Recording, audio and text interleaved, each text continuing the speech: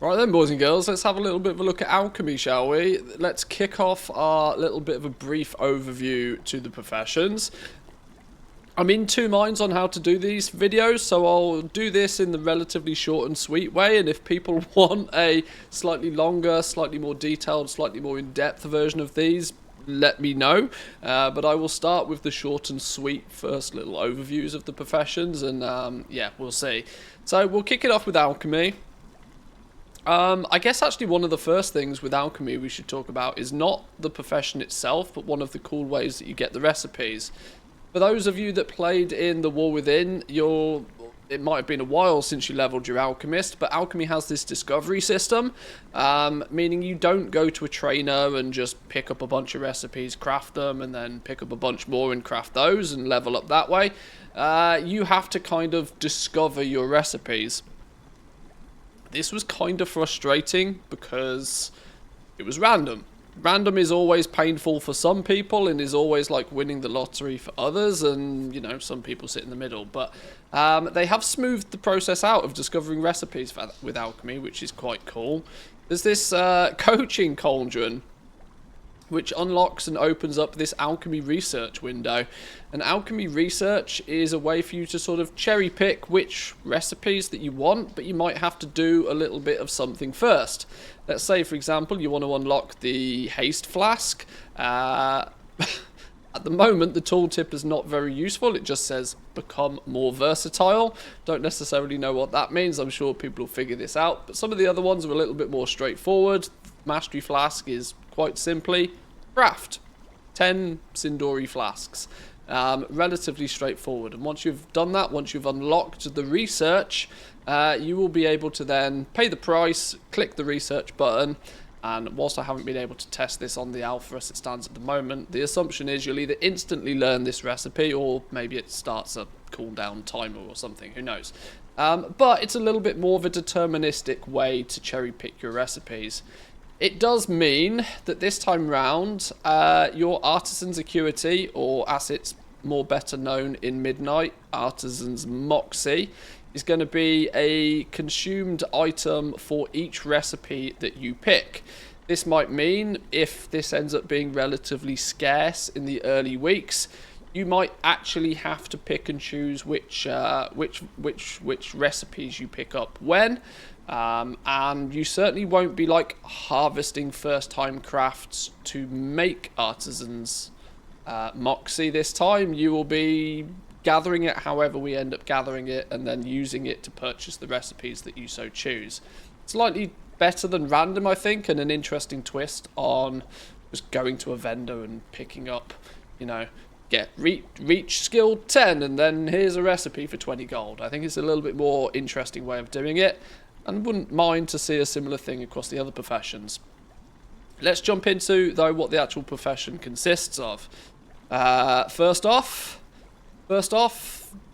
generally across the board, it's very similar. If you didn't watch my last video, one of the major features is that materials and commodity items, so flasks and potions and that sort of thing, now only have two qualities. They have shaved off one of the qualities in the name of simplicity.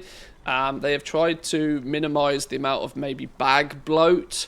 It's yet to be determined what the impact of having only two qualities is going to be in items like this. It does mean that the crafting of certain items might feel different. I don't know if it's going to be better, but it's at least going to feel different, as you will very quickly be able to spin up a profession without really doing anything at all, and you will at least be able to produce what Blizzard are calling normal quality items basically instantly, as soon as you get access to the recipe. And you are only one button press away from being able to produce high quality ones, admittedly a limited quantity of them based on your concentration. But for concentration alts, I'll probably be reiterating something similar in many of my little overviews. Concentration alts will be able to very, very quickly start spitting out high quality items, whether it be potions or flasks or whatever ends up making the most gold once the numbers are there for us to figure that sort of stuff out. The concept of alchemy is pretty straightforward. We are tinkering with potions. Potions are split into two categories this time. We have light potions and we have void potions. From what I can tell, that doesn't really make a difference. It only matters for when you spec into potions. We'll look at the spec trees in a minute. It only makes a difference when you spec into them which direction you go. You're going to have to choose light or void to begin with. But having a quick look at some of the potions, the light's potential is probably going to be your sort of default primary stat boosting potion, and then the rest of them are going to have sort of slightly different effects and abilities. There isn't anything that's jumped out at me as particularly game-breaking or overly new. Standard mana potions and the likes, a combination health and mana potion. All of this seems a slow fall potion. All of this seems relatively normal for what we would expect from our standard alchemy potion crafting. Material wise, when you look at the materials, I should point out this is really early alpha, and so to be brutally honest, I'm basically ignoring what materials goes into this. None of this is going to be balanced yet, but once again, nothing really jumps out at being overly crazy. So void potions, light potions, standard business. If you choose to spec into potions, you are going to see that the spec tree for these sort of very quickly pushes you on the path of the light or pushes you in the path of the void. Or spec trees again for alchemy, we'll talk about them all in a little minute.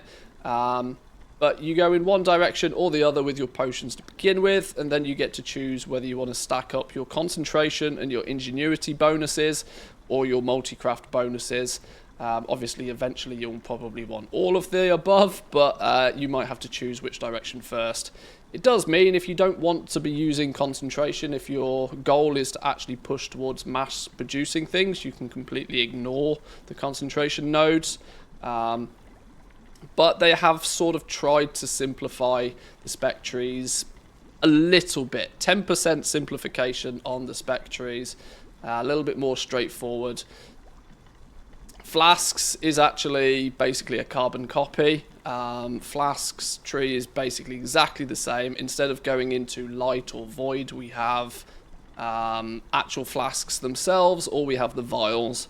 We look at the recipe for flasks, we'll see that it's following a similar pattern as we're used to. There's a haste flask, a mastery flask, a crit flask, a healing flask, and a verse flask. Smart of you out there will notice we seem to be missing like a big boy sort of chaos flask equivalent. But this is where I think there's maybe some tweaking to happen, because if you look at the materials needed for the haste, mastery, the critical one, they're all using a combination of two different herbs. Pretty carbon copy from what we see in the War Within right now.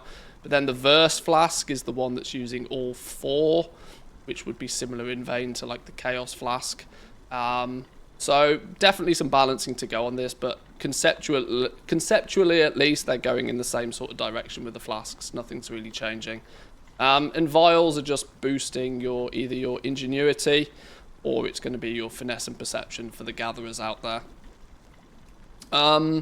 Cauldrons. Cauldrons are a similar implementation this time around. Nothing really seems to be changing with these. It's too early to know if there's going to be a big expensive vendor reagent for cauldrons.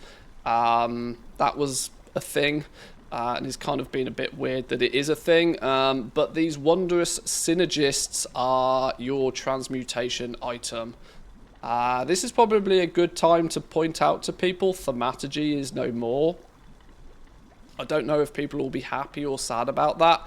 I personally think that thaumaturgy did a really good job of sort of balancing the demand of materials, meaning that there was, at least some value in picking up most of the materials throughout most of the War Within. We've had expansions in the past where certain materials, namely things like cloth and leathers, which are far more abundant in their creation, just by how the game works, often just completely tank in price really aggressively, and often end up being like pennies by the end of the expansion. But we'll see how things play out without thaumaturgy. Transmutes then are more in a traditional light, I guess we would say. We have our moats. We are sort of seeing elemental items that are probably mostly gathered. and then alchemists can transmute them from one to another. And this wondrous synergist item is, like I said, the prime component that's going to go into your cauldrons, and appears to be on a cooldown, probably a daily cooldown for this to begin with. And transmutes do have their own full tree to explore with these. It is more simplistic than the thaumaturgy tree, for obvious reasons. This time round we are looking at just a dedicated node for boosting the wondrous synergist. We then have things like stacking the ingenuity aspect of your transmutes and the effectiveness of them, things like the multi-craft chance of those transmutes as well. You might see, you know, multiple alts speccing into doing their daily transmutes if these become lucrative, but we are taking, in my opinion, a bit of a step back to an older type alchemy system with this, with the removal of thaumaturgy. We'll have to see how it plays out, really. The last spec tree to have a little bit of a look at is the Alchemical Mastery tree. Those who are familiar with the War Within version of this will remember that you have like a dedicated node for each herb, and there was quite literally hundreds of points you had to throw into it to like fill the entire tree. Meaning if you were chasing making flasks or making potions at like the very, very top qualities, it was hundreds of points. I think flasks were one of the most expensive things to craft. Somewhere in the region of about 260 knowledge points, I think, was needed to fully min-max the craft of the top flasks and the top potions. This time round, a little bit more simplistic. You're not speccing into dedicated herb nodes. This time round, we've got the generic skill node that just gives you skill to anything that you craft with your alchemist, and then it splits off into sort of a resourcefulness node specifically. Resourcefulness for the purpose of creating certain items, in this case alchemy reagents, transmutations and alchemy stones in this direction. You go south, you get resourcefulness for your potion crafting, and if you go to the right you get reagent resourcefulness for your flask crafting. So it should be far more straightforward, far more simplistic, and more importantly for many alchemists a lot quicker to get alchemists up to speed to be able to craft the potions and flasks. What this will do with profitability, what this will do to the markets, is still a little bit sort of to be determined. We'll have to find out and have a little bit of a play with it. Whilst I can't show you actually in the recipes here, another thing to point out with alchemy is that the profession tools and accessories, there are now 3 ranks appearing on the 3 ranks of tools appearing on the alpha as it stands right now. Your usual uncommon ones, which you'll find listed on the auction house. The rare blue versions of them, which do look to be bind on pickup and will probably be ordered via work orders again. And there's a 3rd tier of epic ones appearing on the alpha for some crafting as well. So there might be some progression to be had in this direction rather than so much focus in the spec trees, maybe. Recycling, just to sort of round off the last few features here, recycling makes a similar return as a way for you to take some of your old potions and smush them down. You actually smush them down to get one of the main components you need for your transmutations, actually. This stabilized derivate is what comes as a byproduct from reclaiming excess concoctions. From doing your recycling, you get some of this. So all in all, it's not that different. There is the removal of, what in my opinion, one of the negatives is the removal of thaumaturgy. On the upside, we have a slightly more deterministic way to get your recipes, so it doesn't feel quite like a lottery when leveling up. And I think the slight simplification of the profession trees will make alchemy a bit quicker, a bit easier to spin up. Probably good for those people that just like to have alchemy for some sort of raid buffs and stuff. There is one thing to note, having a quick flick through these, there isn't seemingly at the moment any sort of personal gain by being an alchemist when you go and raid or when you use potions. This is where some simplification has happened with the professions that I'm not really sure is what people were asking for. I do agree, simplifying the spec trees is probably a wise move and a good direction to go in, but taking away some of the things that made the professions feel unique and feel interesting. Things like the spillover, for example. When you start crafting a few potions, you get that stacking buff that gives you, if I remember correctly, sort of resourcefulness and multi-craft chance on subsequent crafts if you do them quickly. Little things like that have been shaved out, or at least haven't been implemented yet. These are technically simplifications to the profession, but I do worry they're taking some of the flavour out of the profession. Going a few steps further, simplifying the spec trees would probably be a better way to make the systems feel better, but that's my opinion. But as it stands right now, to round off the video then, we're looking like Alchemy is going to feel very familiar. It is the absolute master of consumables, master of the, the combat buffs. And of course, with only 2 qualities, both the materials and the finished products, only time will tell just what the market ends up being. Is there going to be a scenario where normal quality, quality 1 stuff is acceptable and people buy it up and it's still good? Or are we going to land in a scenario where only the high quality stuff is in demand? And are we going to have to really push hard to make sure we can craft these, or spin up a bunch of alts in order to hit that concentration button to guarantee the high quality stuff, at least in Season 1 anyway, while it's all fresh and new. I'll leave it there for now. If you've got any further questions on Alchemy, please use the comment section down below, or I'll use this as a good opportunity to shamelessly plug the Discord. It's in the Discord where I'm putting a lot of my notes for these videos beforehand. Let's see if we can showcase it just real quick for you. There's an entire section I've started to get up and running for each profession on the Discord. There's a whole midnight alpha section here with some Q&A sort of topics, so you can probably find some answers to some questions here. I'll do my best over the next few days and weeks to pad this out with as much information on the different professions as I can.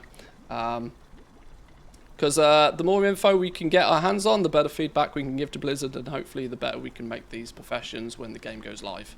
So, give the video a like if you enjoyed it, boys and girls. Consider subscribing if you're new around here, and I'll catch you again soon for another little profession overview. Peace.